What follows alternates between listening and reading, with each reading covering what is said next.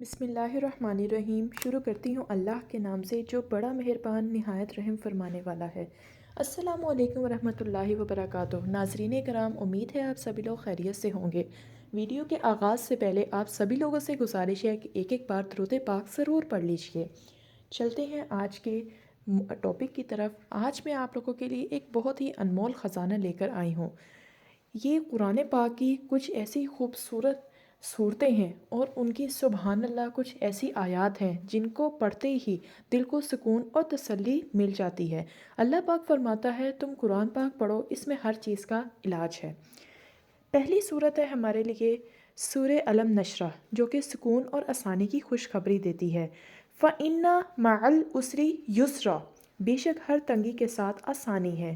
Indeed with hardship comes ease، reference اس کا موجود ہے، آپ دیکھ سکتے ہیں قرآن پاک میں۔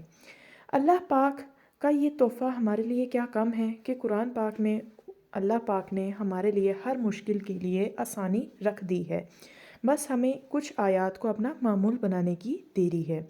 نمبر 2 جو میں آپ کے لیے لے کر آئی ہوں سورہ، وہ ہے سورہ بقرہ۔ قرآن پاک کی دوسری سورہ ہے، پہلی سورہ فاتحہ ہے، جو کہ ہمیں صبر اور نماز سے مدد کی تلقین کرتے ہیں اللہ پاک، جس میں وَاسْتَعِینُوا بِالصَّبْرِ وَالصَّلَاةِ إِنَّ اللَّهَ مَعَ الصَّابِرِينَ، صبر اور نماز کے ذریعے مدد طلب کرو، بے شک اللہ صبر کرنے والوں کے ساتھ ہے، سبحان اللہ۔ And seek help through patience and prayer. Indeed, Allah is with the patient.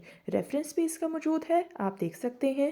قرآن پاک میں ہر چیز کا حل ہے، بس ہم لوگوں کو پڑھنے کی ضرورت ہے۔ ان آیات کو اپنا روز کا معمول بنا لیں، انشاءاللہ آپ کے زندگی میں جو بھی مسئلے مسائل ہیں وہ اللہ پاک کی رحمت سے ضرور حل ہوں گے۔ نمبر 3 دیکھتے ہیں، سورۃ الطلاق ہے، جو کہ ناممکن چیز میں ہمیں رستہ ملتا ہے، جس سے وَمَن يَتَّقِ اللَّهَ يَجْعَل لَّهُ مَخْرَجًا، اور جو اللہ سے ڈرتا ہے اللہ اس کے لیے نکلنے کا راستہ بنا دیتا ہے۔ And whoever fears Allah, He will make for him a way out۔ ٹھیک ہو گیا، سبحان اللہ۔ اللہ پاک کیا فرماتے ہیں کہ تم مجھ سے ڈرتے رہو اور مجھ سے مدد مانگتے رہو۔ اللہ پاک 70 ماؤں سے بھی زیادہ پیار کرنے والی چیز ہے، تو کیوں ہم اللہ پاک سے دور جا رہے ہیں؟ ہمیں نماز کو اور قرآن کو اپنا روز مرہ کا معمول بنا لینا چاہیے۔ نمبر 4 دیکھتے ہیں، سورۃ الزمر، مایوسی نہ کرو۔ کتنی خوبصورت بات ہے اس میں، لا تقنطوا من رحمت اللہ، اردو ترجمہ ہے اس کا اللہ کی رحمت سے نا امید نہ ہو۔